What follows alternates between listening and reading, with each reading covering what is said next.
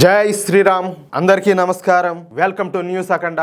నేను మీ కస్తూరి శ్రీధర్. మిత్రులారా, తమిళనాడులో అసెంబ్లీ ఎన్నికలు ఈ నెల 23వ తారీఖున అయితే జరగనున్నాయి. ఈసారి తమిళనాడు ఎన్నికలు ఒకే విడతలు అయితే జరగనున్నాయి అన్నమాట. ఇక ఈ ఎన్నికల ఫలితాలు వచ్చేసి రేపు నెల అంటే మే నెల 4వ తేదీన విడుదలగానున్నాయి. ఈ క్రమంలో తమిళనాడులో మొత్తంగా 2 కూటములు ప్రధానంగా పోటీ పడుతున్నాయి అన్నమాట.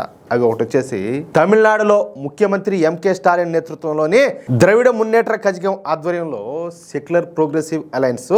ఇక రెండోది వచ్చేసి బీజేపీ కూటమి. ఈ 2 కూటములు కూడా నువ్వా నేనా అన్నట్టుగా పోటాపోటీగా ఎన్నికల ప్రచారాన్ని అయితే నిర్వహిస్తున్నాయి. అయితే డిఎంకే కూటమిలో ప్రధానంగా కాంగ్రెస్ పార్టీ, డిఎంకే, అలాగే విదుతలై చిరైతుగల్ కచ్చి, సిపిఐఎం వీటితో పాటు మరికొన్ని చిన్న చిన్న పార్టీలన్నీ కూడా ఉన్నాయి. అయితే ఈ డిఎంకే కూటమిలో డిఎంకే పార్టీ తరువాత అతి పెద్ద పార్టీ వచ్చేసి కాంగ్రెస్ పార్టీనే. ఈ కాంగ్రెస్ పార్టీ తమిళనాడు అసెంబ్లీ ఎన్నికల్లో 28 స్థానాల్లో పోటీ చేస్తుంది.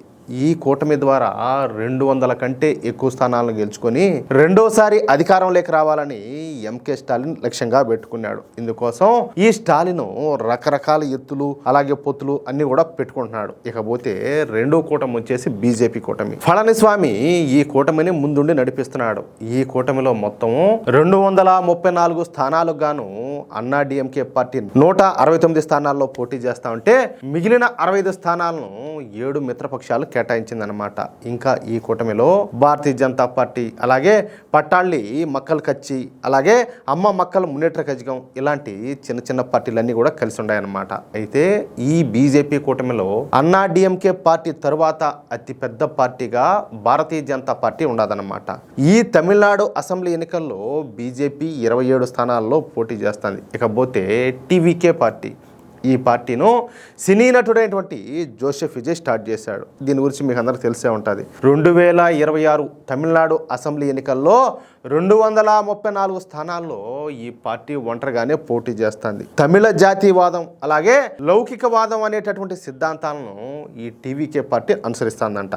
నిజానికి ఇది ఒక క్రిస్టియన్ పార్టీ అనమాట. వాస్తవంగా చెప్పాలంటే జోసెఫ్ విజయ్ కూడా ఈ యేసుక్రీస్తు బొమ్మలంతా కూడా పెట్టుకుని ప్రచారం చేస్తున్నాడు చాలా చోట్ల, చాలా సందర్భాల్లో. అయితే ఈ పార్టీ ఖచ్చితంగా అధికారంలోకి వచ్చే అవకాశాలు అయితే కనపడడంలే. కానీ నాకు తెలిసి ఈయన ఉద్దేశం ఏంటంటే, ఒకవేళ ఇట్లా అన్నా డిఎంకే పార్టీ కావచ్చు లేకపోతే డిఎంకే కావచ్చు పోటాపోటీగా ఏదైనా వచ్చి ఒకవేళ ఏదైనా హంగు వచ్చిందనుకో, అప్పుడు నాతో ఏదైనా అవసరం పడితే నేనప్పుడు చక్రం తిప్పుదామని చెప్పేసి అనుకుంటున్నాడు. సరే, అది ఏం జరుగుతుందో రేపు రిజల్ట్ తర్వాత తెలుస్తుంది. అయితే ఈ జోసెఫ్ విజయ్కు చెందినటువంటి టీవీకే పార్టీ ముఖ్యంగా డిఎంకే పార్టీ ఓట్లను చీలుస్తుంది అన్న విషయం తెలిసిన వెంటనే స్టాలిన్ జాగ్రత్త పడడం స్టార్ట్ చేసినాడు. అయితే ఇదే సమయంలో ఈ డిఎంకేకు భారీ ఎదురు దెబ్బ అయితే తగిలింది. ఈ కూటమిలోని ప్రధాన పార్టీ అయినటువంటి కాంగ్రెస్ రూపంలో డిఎంకే పార్టీకి ఒక షాక్ అయితే తగిలింది.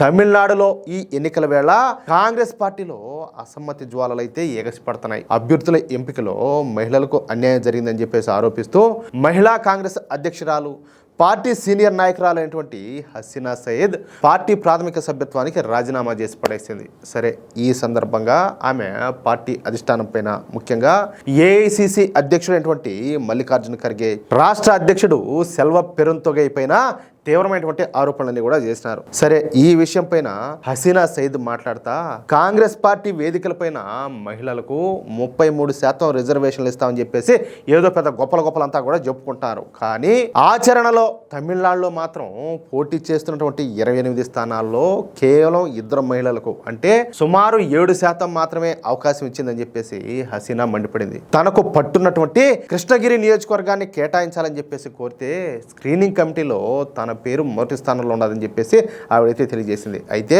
ఎంపీ అయినటువంటి చల్లకుమారు తన పలుకుబడిని ఉపయోగించి ఆ సీటును దక్కించుకున్నారని, దీని వెనుక నాయకుల మధ్య ఉన్నటువంటి వ్యక్తిగత స్నేహాలే కారణం అని చెప్పేసి ఆరోపణలు అయితే చేసింది. ఢిల్లీలో జరిగినటువంటి కేంద్ర ఎన్నికల కమిటీ సమావేశంలో తనకు మైలాడుతురై సీటు ఇస్తామని చెప్పేసి హామీ ఇచ్చి చివరి నిమిషంలో పార్టీతో సంబంధం కూడా లేనటువంటి వ్యక్తికి ఆ సీటును కేటాయించారని చెప్పేసి ఆవిడైతే ఆవేదన వ్యక్తం చేసింది. ఖర్గే అలాగే సెల్వ పెరుంతొగై వీళ్ళిద్దరూ కూడా కొమ్మక్కయ్యి అభ్యర్థుల ఎంపికలో ఏకపక్షంగా వ్యవహరించినారని చెప్పేసి ఆరోపణలు అయితే చేసింది. 27 స్థానాల్లో పోటీ చేస్తున్నటువంటి బీజేపీ 5 మంది మహిళలకు అవకాశం ఇచ్చిందని, అయితే మహిళా సాధికారత గురించి మాట్లాడేటటువంటి కాంగ్రెస్ పార్టీ మాత్రం అర్హత ఉన్నటువంటి మహిళలను మర్చిపోయిందని చెప్పేసి దుమ్మెత్తిపోసింది. రాజకీయంగా అణిచివేతకు గురవుతున్నటువంటి మహిళల గొంతుకును వినిపించేందుకు నేను రెవల్యూషనరీ పీజియన్స్ అనేటటువంటి సంస్థను ప్రారంభిస్తున్నానని చెప్పేసి హసీనా అయితే ప్రకటించింది. అయితే ఎన్నికల సమయంలో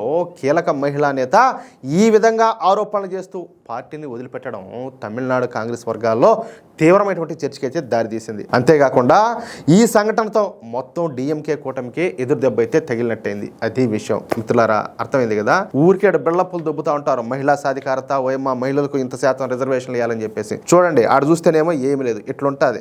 పైకి మాట్లాడేది ఒకటి, మాట్లాడేది మళ్ళీ అది చేతల్లోకి రావాలి కదా, ఆచరణలో కూడా చూపించాలి కదా. కానీ అక్కడ మాత్రం అది కనిపించడం లే. అది విషయం. అయితే మిత్రులారా, ఈ న్యూస్ కనుక మీకు నచ్చినట్లయితే ఖచ్చితంగా ఈ వీడియోను లైక్ చేసి ఈ వీడియోను మీ మిత్రులకు, అలాగే మీ వాట్సాప్ గ్రూపుల్లోనూ, ఫేస్బుక్ గ్రూపుల్లోనూ తప్పనిసరిగా షేర్ చేయండి. అలాగే ఈ వీడియో పైన మీ యొక్క అమూల్యమైనటువంటి అభిప్రాయాలను తప్పనిసరిగా కామెంట్ రూపంలో తెలియజేయండి. ఇంకో విషయం ఏంటంటే, ఇంతవరకు మీరు కనుక మన ఛానల్ను సబ్స్క్రైబ్ చేసుకున్నట్లయితే ప్రతి ఒక్కరూ కూడా మన ఛానల్ను సబ్స్క్రైబ్ చేసుకోండి, సపోర్ట్ చేయండి ప్లీజ్. జై శ్రీరామ్, జై హింద్, భారత్ మాతాకి జై.